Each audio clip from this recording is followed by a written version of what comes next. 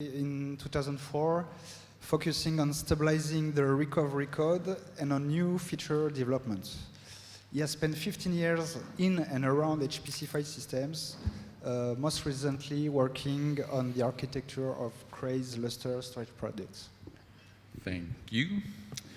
All right, so the big problem with faster tree walking in Lustre, or the big problem with tree walking in Lustre, is that it's not fast, which is a bit strange. Can you guys hear me? Yes? Loud? Good? Okay. It's a bit strange since we heard this morning from Siuchi that he can get 300,000 stats a second. So if you can get 300,000 stats a second, why do we bother making databases, et cetera, of our file systems when you should be able to stat all the files in the file system relatively quickly? If you have 300 million files in your file system, it should only take you 1,000 seconds, 15 minutes, right? So what's the problem? All right, so here's where we go. This little picture is of my rabbit now in the rabbit hole, which is kind of where this investigation led me. All right, so first of all, why do we want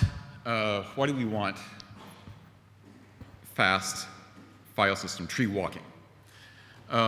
User search is the first thing, right? You want to do find, right? You want to find the files that belong to you, that have meet your particular characteristics, that you want to find the file that you just created or that your process just created. But that's not the only reason. You also want, and this is actually kind of a different use case in that you don't need the same kind of response rate if you're trying to implement something like a policy in a policy engine. Policy engine doesn't really matter how long it takes to find those files. All you want is that eventually it's going to find the files and do what your policy says. And then kind of a third reason, the third kind of class of reasons that you want to find, that you want to be able to kind of look through your file system quickly is to gather aggregate stats. Like you want to find your file size distributions, right? How many large files do you have? And this is more for administrators to kind of understand their whole planning agenda. Another reason that you want to do fast tree walking in Lustre is to populate a database. But then you have to ask yourself, well, why are you populating a database? The whole point of a database is just to be able to look up that same information, those same files, that same kind of search capability faster. So if Lustre was able to do this faster, you might not need a database. Why do we spend all this effort and time and money on a database server and database storage if all the information is already in Lustre, we just can't seem to get to it? All right, and then another area here, change logs. What's the purpose of changelog? So changelog was originally written so that you could watch file system changes. It wasn't really intended as a substitute for all the file system metadata.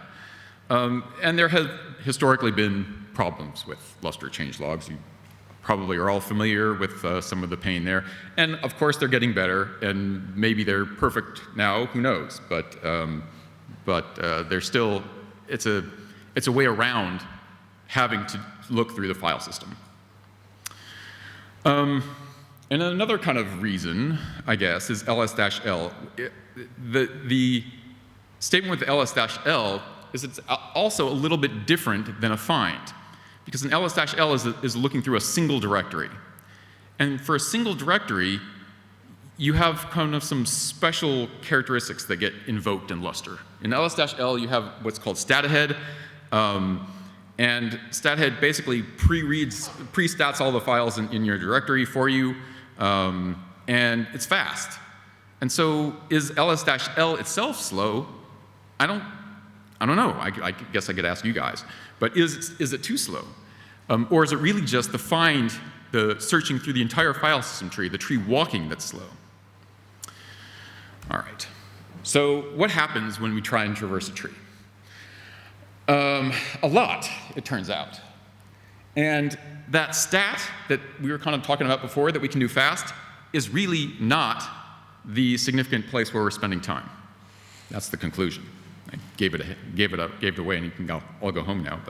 But that's, you can see right here. this list of things that have to happen when you do a tree walk.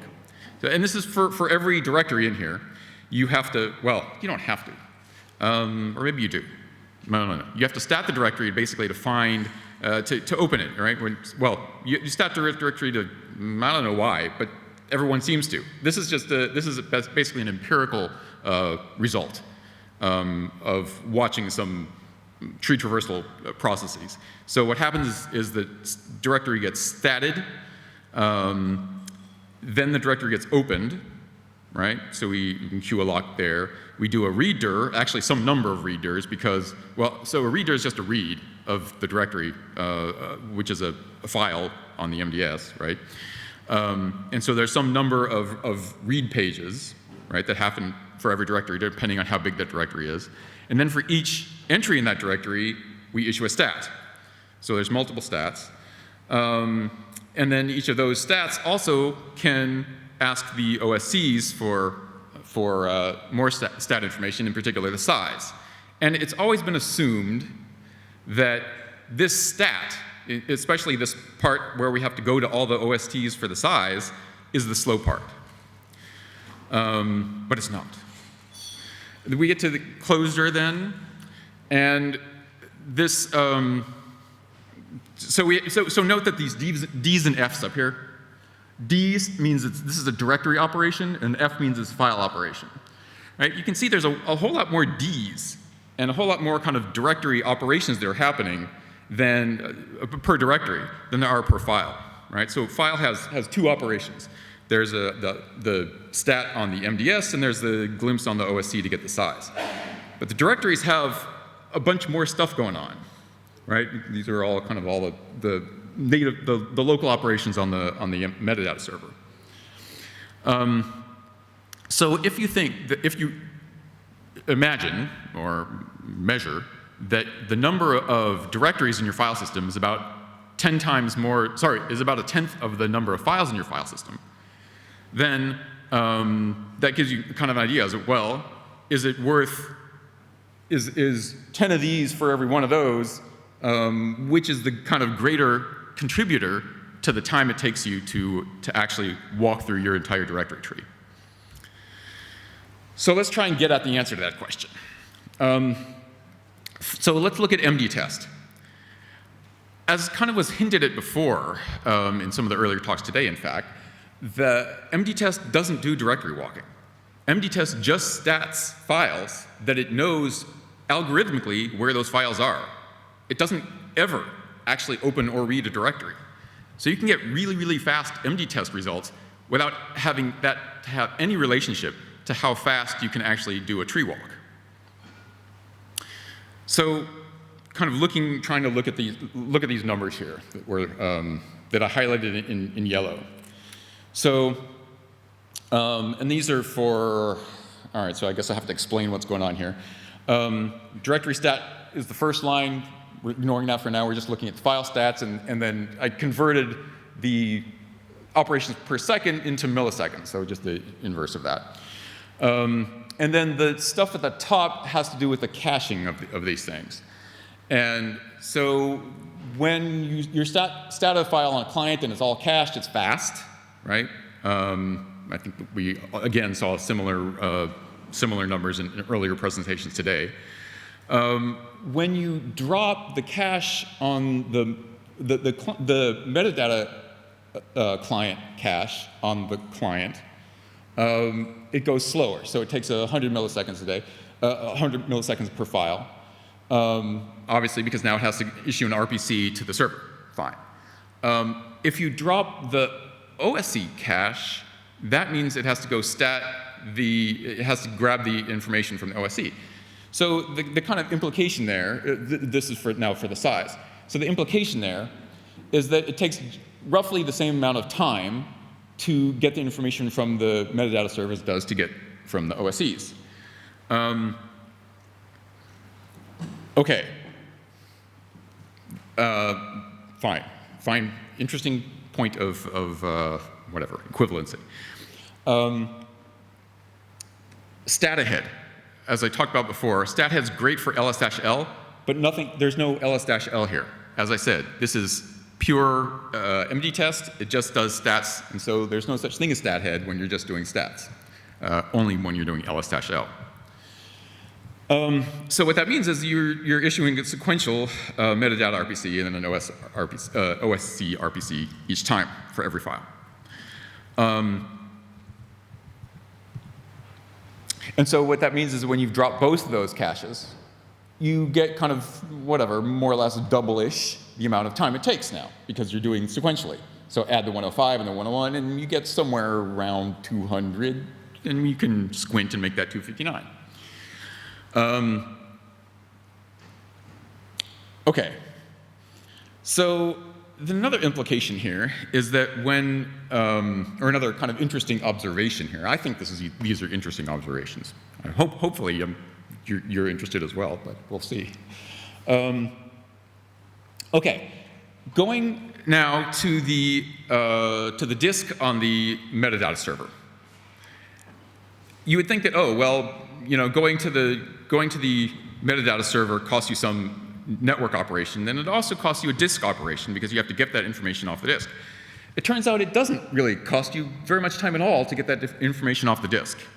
So really, it's just the RPC time that's really costing you most of your effort when you're doing these stats.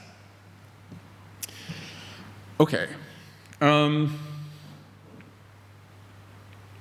Yeah, and in this case, the metadata server is actually a disk server, and so, again, since the disk impact is relatively small, the implication there is that you're, spending a whole lot of time to stick high-speed disks on there isn't necessarily where you should be focusing your money if you're trying to get faster tree traversals. All right, so then what is something that does tree traversals? fprof. fprof is a different open source, testing tool, I guess, that does do tree walks. And here's, again, some interesting information. So we have, in this case, I was just testing 10 million files, and these are actually either directories or files, 10 million of them. And this is the kind of results. These are either empty directories or empty files. The empty files are just all in a single directory, or something like that, some small number of directories. And how many directories can we read through in a second? Empty directories, so there's no actual data. 30,000 a second. How many file stats can we do? 217,000. If we put one file in a directory, we get kind of somewhere in between, which kind of makes sense, 60,000. But stats are 7 times faster than the directory reads, right? And this is all non-cached information. So 7 times faster to stat all the files in there. So that what that kind of means is that if you have 7 files in a directory, you're spending equal times reading the directory as you are statting all of them. So you're almost, and since, I don't know, again, on average, there's about 10 files per directory, we're spending roughly equal amounts of time reading those directories as we are statting all the files in those directories. For small directories, the stats are free. We are, if we have 30,000 directory reads and 30,000 stats of files in those directories, and they take place in the same time, so in other words, this one file per directory business, I'm doing 30,000 directory reads and 30,000 stats in the same time it took me to do 30,000 directory reads. So my stats are free. That's kind of an interesting conclusion. All right, so let's get into it a little more. How do we figure out how much time we're spending doing their directory reads? So now I'm looking at the client-side statistics, right? The MDC stats, and unfortunately, there's no direct measurement of these are the stats, these LDLM guides. Unfortunately, there's not a direct measurement of the time of those stats. You can see the units over there. We measure times for MDS read page, right? That's reading the directory. It's measured in microseconds. we don't measure times for the stats. What we're measuring is the number of requests. And so it's a little bit hard to kind of compare these. So I make some big assumptions here, which is probably not right, but ends up kind of giving us some way of estimating this, which is that the wait time up here, the request wait time in a steady state situation will be roughly the processing time as long as the number of the queue depth is effectively 1. And so I'm just kind of making some hand-wavy equivalency arguments here. But if that's all true, then the amount of time that we can calculate the amount of time left for the LDLM, for the stats, as the amount of time in the requests minus the time of the reads, and say, okay, that's how much time we're ending up with in the statting. And so I'm saying if we do that calculation, then it ends up 68% of the time we're doing stats, we're spending in stats, and 30% of the time we're doing in read page. You know, again, hand-wavy numbers. It sounds about the same as we arrived at before with the previous slide, saying it's about roughly equivalent, in this case 1/3 to 2/3, but roughly equivalent to about 50-50 amount of time that we're doing readers and amount of time that we're spending doing stats. And then maybe an anomalous measurement, again, all this was empirical, which is that for some reason, when we were doing my previous test, when I was just doing readers only with empty directories, it was taking 10 times longer for each read page. And I can't explain that at all. It just. You said it's a disk-based MVP, right? Yes. And every directory has a block.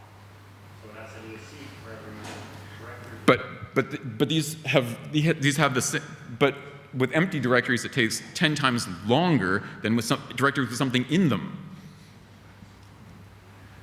So I have no explanation for that. Anyhow, okay. So again, continuing my experiments here, let's look at caching. So, and maybe I'll speed up in the interest of user engagement here. So when we're doing get-attrs, the client can actually cache this information, right? It keeps the local information in a copy of the inode on the client. So in that case, we can get, and this is a single. These numbers aren't like absolute like maxims. They're just a local single node kind of test, showing that basically, whatever that caching this stuff on the client does help. I don't know. In this case, it's about 3 times faster.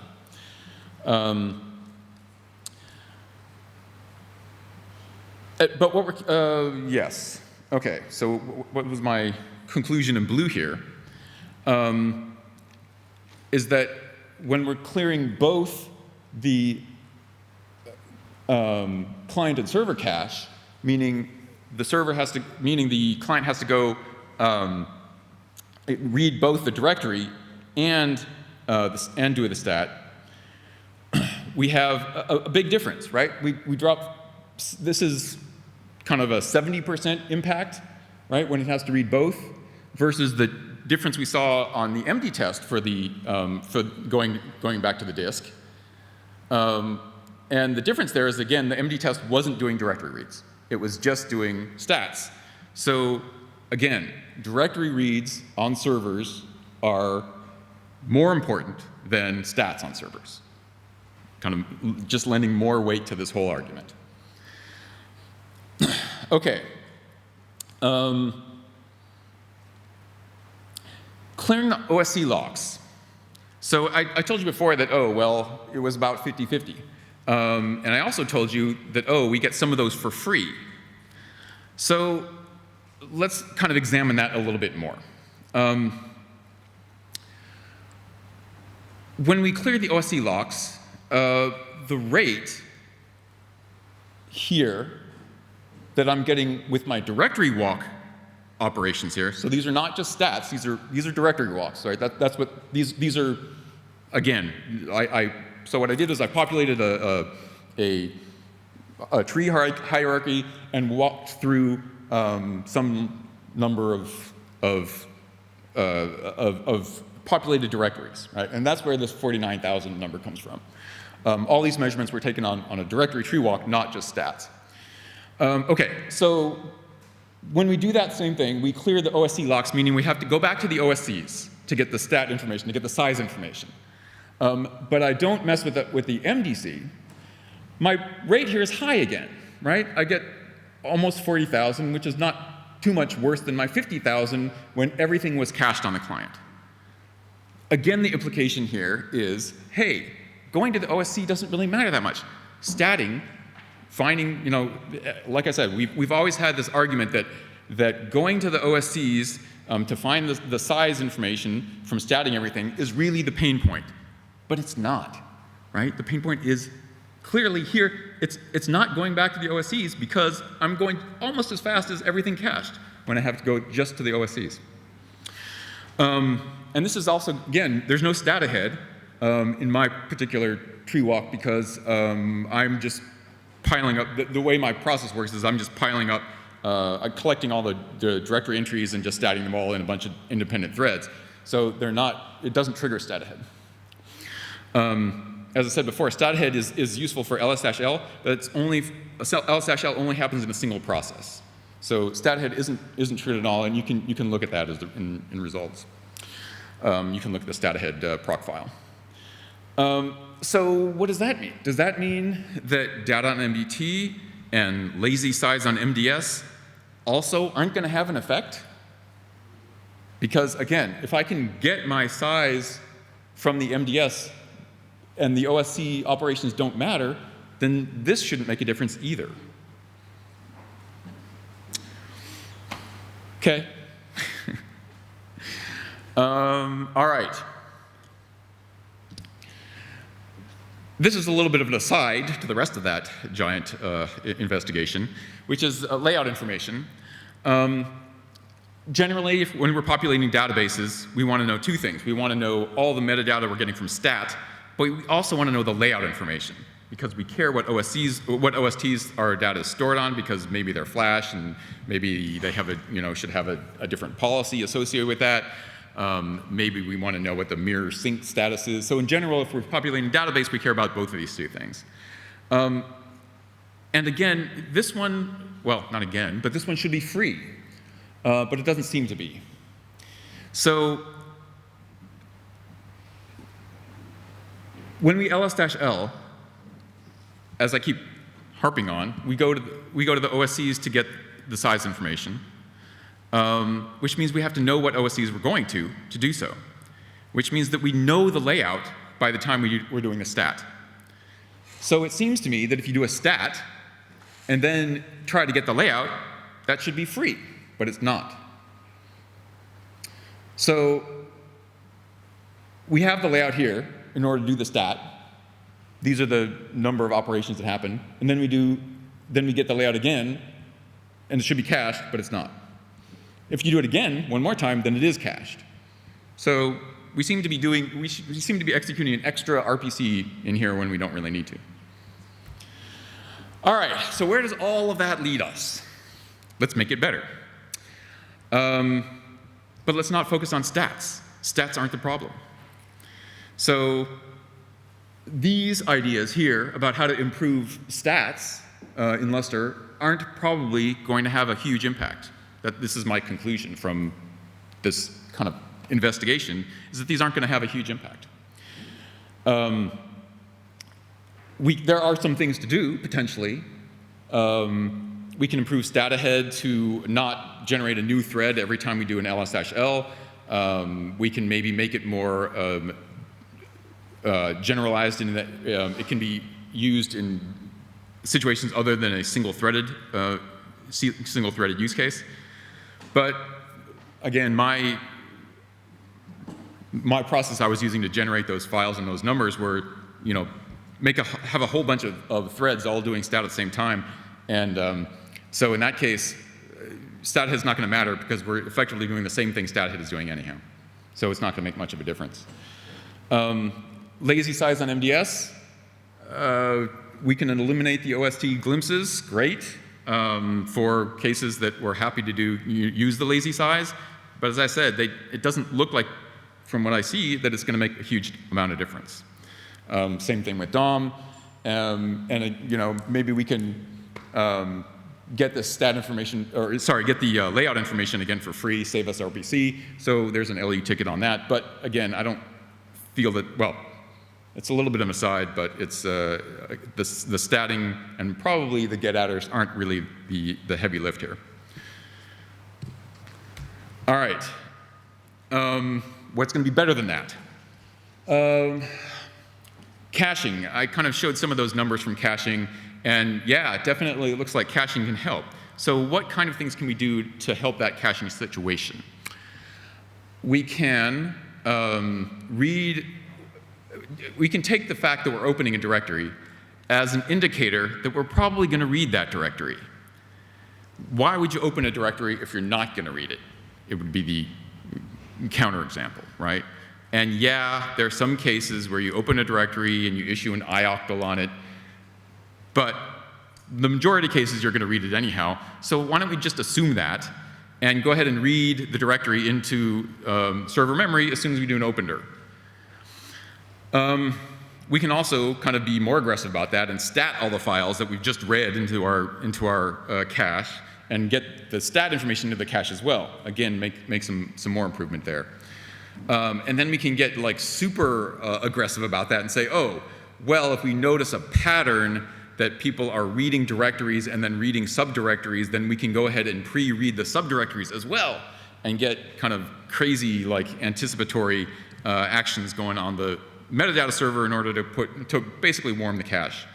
Again, so these will help, they'll improve that caching situation. And so maybe these are worth looking into. Maybe a little more complicated than the stat information. We can also save a lookup. This is Shadow's idea, where basically, if we're creating if we're reading a directory, why don't we go ahead and create a directory entry on the client that populates whatever information we have, especially with, well, I guess it'll be the next slide. And that will save kind of a lookup if someone actually does try to do a stat after that. So that's actually this whole idea was kind of presented, turns out, early on in the stat ahead HLD. I don't think it was ever implemented though. All right, so what's going to actually be the most useful thing we could possibly do? Or some of the most useful things we can do. So readdir plus, basically the idea of readdir plus is it returns not just the information in the directory entries, the set of file names, but also stats all the files, returns all that information at once. So great, that would kind of save a bunch of RPCs doing all that stat information, especially with a lazy size in that case. We can also be much more aggressive about the implications of opening a directory. So in this case, why don't we go ahead and read the directory and return it as soon as you do an open. So not when you do a read, but when you do an open. So now, instead of doing open reader, open, get a response, do a readdir, set up the DMA operation to get the result, wait for that to fulfill, then finally get the information back on the client. As soon as you do an open, return the first page. Go ahead and do kind of like what short read does, is return the first page of data in the response to the open itself. So it might slow down the open a little bit, but it saves that whole round trip of the second operation of doing the readdir. And then pushing that further, do that, and the first thing, and statx, where we get the lazy information as well, and create the entries and the inodes that we're talking about in the previous slide do all of that stuff. So now as soon as you open dir, you can populate a whole bunch of stuff on your client, all with hopefully a single RPC. And save all those different numbers of operations that we originally kind of listed at the beginning, all those all those operations. So, okay, those are all great ideas. I'll do them next week. We are working on some of them. It's as you can see, it's complicated, right? There's a number of options. Trying to narrow down the options to which ones we're actually going to work on is a bit complicated. But I will give you a hint in the meantime, till all this is done, which is, well, so the big summary of the whole thing, the one-line takeaway, tree walking is slow, but stats are fast, right? So why don't we use stats without tree walking?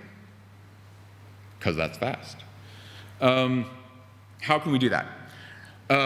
Well, it turns out that m times of directories are affected anytime you do a file or a directory create or delete or rename, right? That modifies the m time of the directory.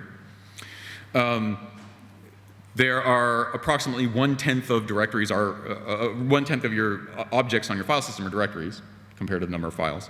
So if you already have a database of all this stuff, you can just go through your database and check which directory modification times are different than what you have stored in database, and those are your directories that have changed.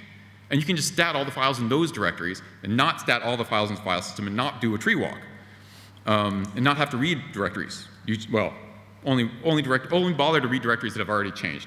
So now you don't have to read change logs, you don't have to walk entire directories every time you're doing updates, just look at the ones that have changed. There's a caveat, which is you don't see file m time only changes, but if that's not what you're interested in, and there are other options to figure that out. But anyhow, so that's it. Sorry, I'm over time. Thank you.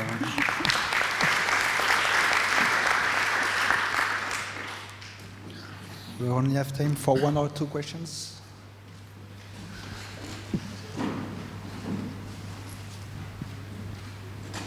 I have one question.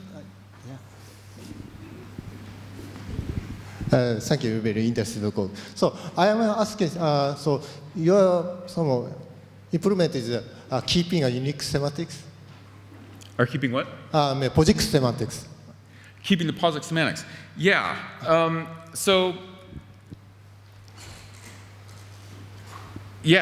Opening the directory should be sufficient for doing all of this stuff. Sorry, all of this stuff. Okay.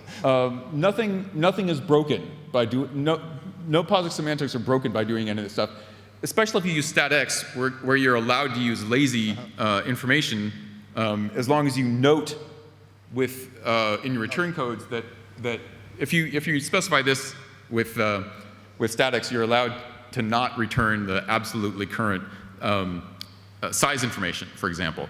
In which case, you don't have to go to the OSTs at all, and you can return all this stuff from the metadata server without ever talking to OSTs. Okay. So, second question: if we keep some rules with some POSIX semantics, which direction to improve the more? So, so like I said, all of these will help. This second guy here, opening the directory and returning that first page, might be a bite-sized chunk that we can do to really show that this is going to make a big difference or not.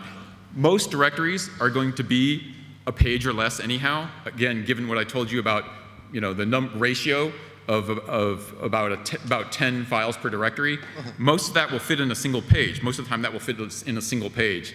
And so this is going to, I believe, going to make a big difference in how fast we can read through. Saving the read operation, basically, on an open dir, I think will make a big difference. Okay, I think some of metadata cache server will be needed. I think this is my idea. Thank you. Sure. I have maybe one more question. In your benchmarks, did you always use empty files, or did you use files with actual content sometimes, because I believe Oh, no, these are real. We unzip the Python source tree. Okay. So yes, like multiple times, and like in because in a the big beginning hierarchy. you talk about starting empty files and how this Oh works. yeah, no, that was just this is right. So starting empty files doesn't have to go to the OSTs. Yeah. Okay. No, this is all done with real files and real. Thank you. Sure. Thank you, Nathan.